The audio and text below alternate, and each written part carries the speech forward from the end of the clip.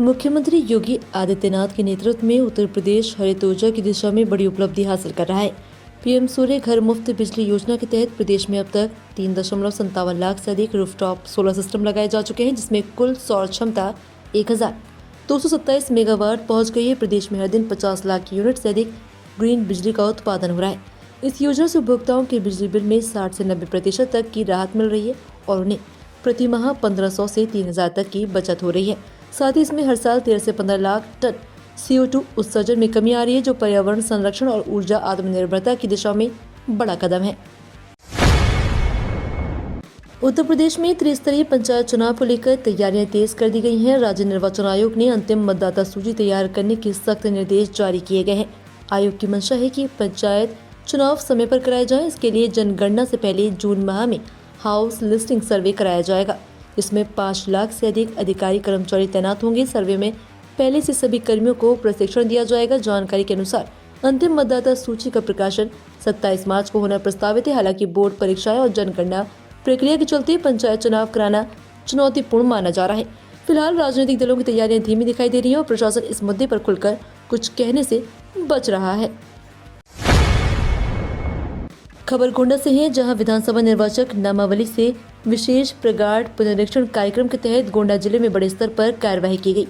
No mapping श्रेणी में आने वाले करीब 1.48 लाख मतदाताओं को नोटिस जारी किए गए। नामित अधिकारियों द्वारा अब तक 13,000 से अधिक नोटिसों की सुनवाई पूरी कर ली गई है।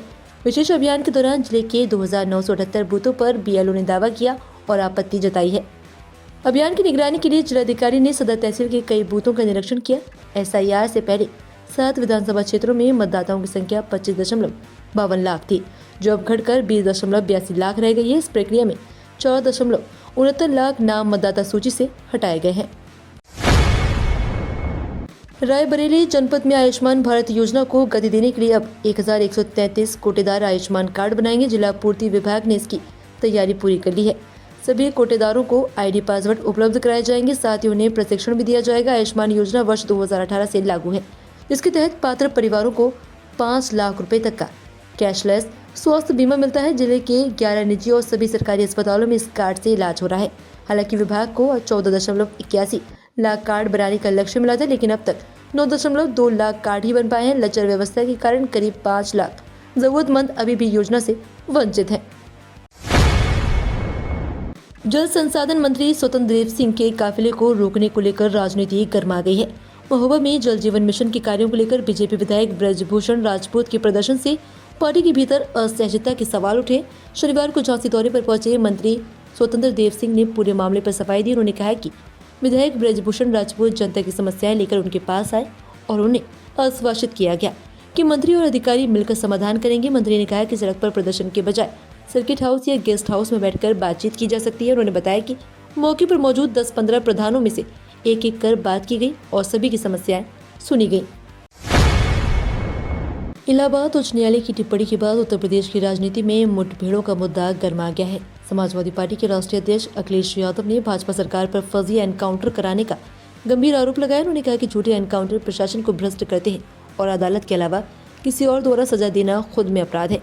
अखिलेश ने दावा किया कि भाजपा सरकार के कार्यकाल में बड़े पैमाने पर फर्जी मुठभेड़ हुई, जिससे कई निर्दोष लोगों की जिंदगी और परिवार बर्बाद हो गए।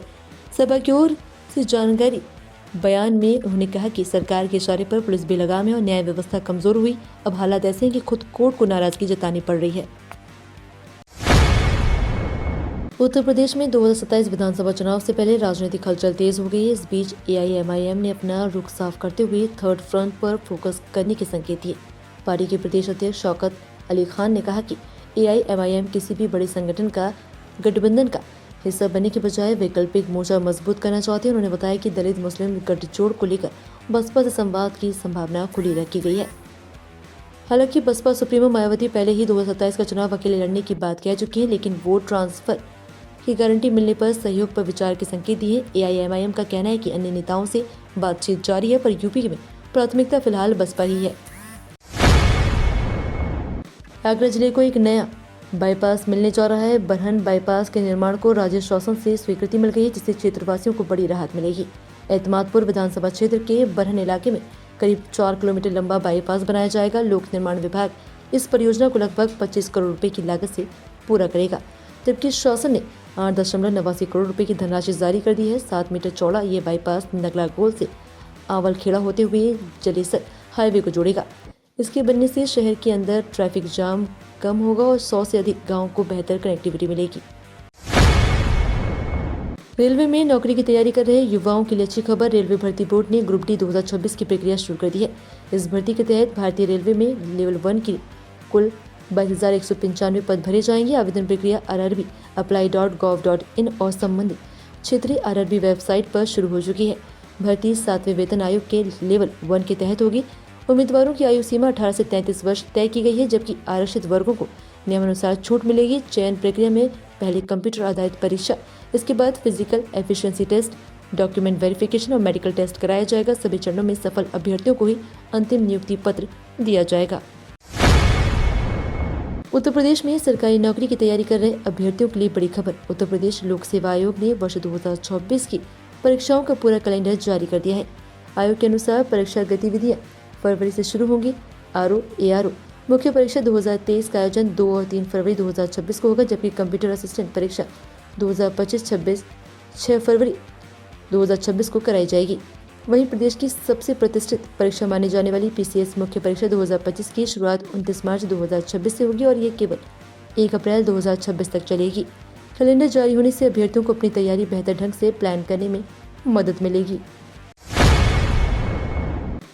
फरवरी 2026 सरकारी नौकरी की तैयारी कर रहे युवाओं के लिए सुनहरा मौका लेकर आ रही है। इस महीने केंद्र और राज्य सरकार के कई विभागों में हजारों पदों पर भर्तियां शुरू होंगी। एचपीएससी ने एचसीएस के लिए 6 से 26 फरवरी तक आवेदन मांगे हैं, जबकि बिहार पुलिस स्पेशल ब्रांच में 83 कांस्टेबल पदों पर भर्ती निकली है।